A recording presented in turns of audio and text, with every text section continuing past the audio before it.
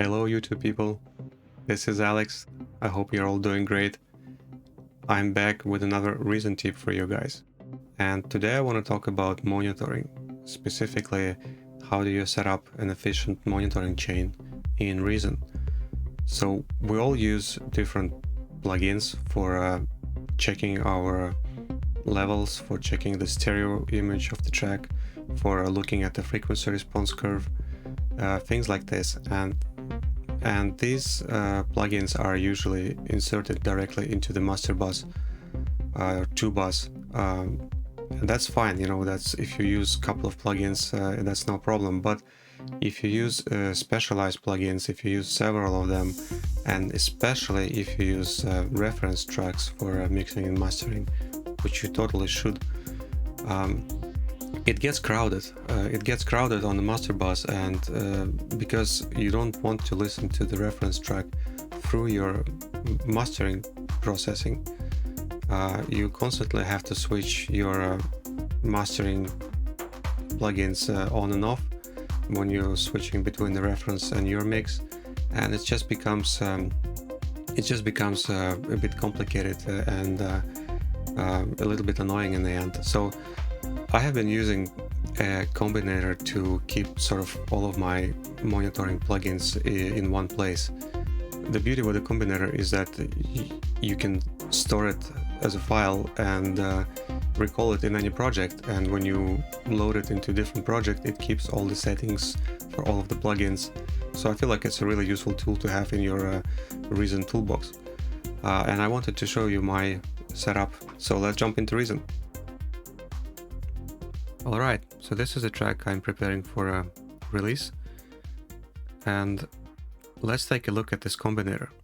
So first of all, the way it is connected is it's taking its input directly from the master, so after all of the mastering processing, and then usually it would just send the output back into the sound card, but because I am recording this video right now, I need to split the output signal and send the copy to the OBS interface.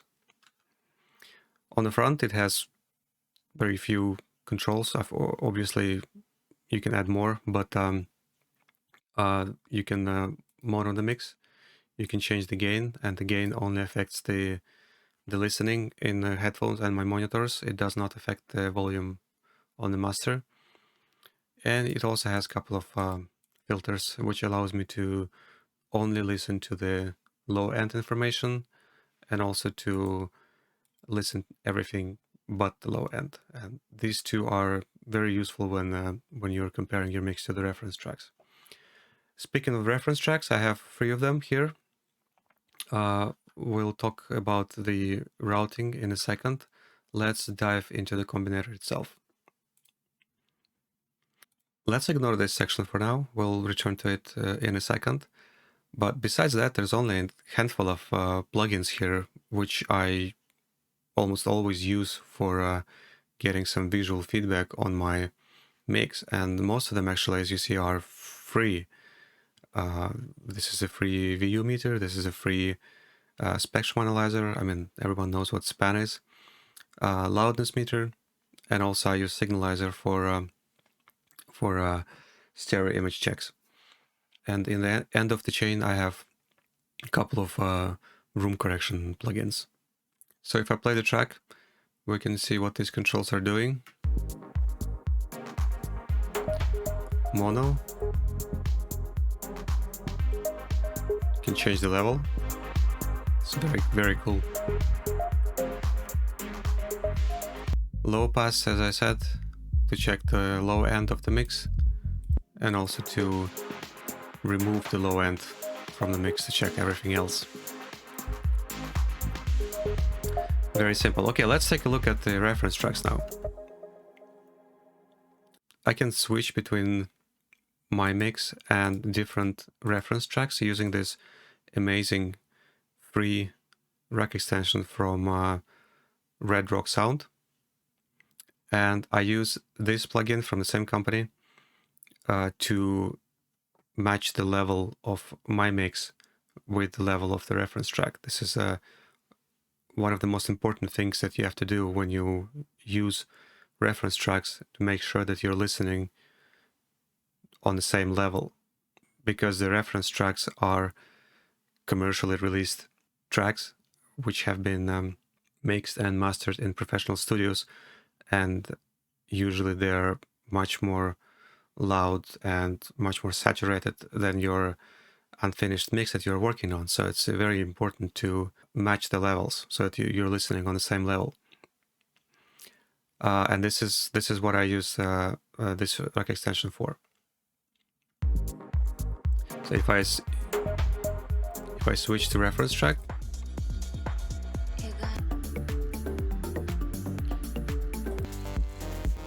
you can see that they're playing a bit lower in volume.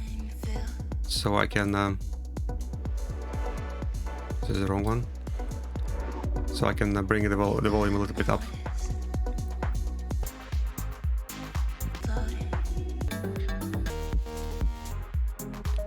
And then I can also use this filter to compare my low end, for example, to low end of the reference.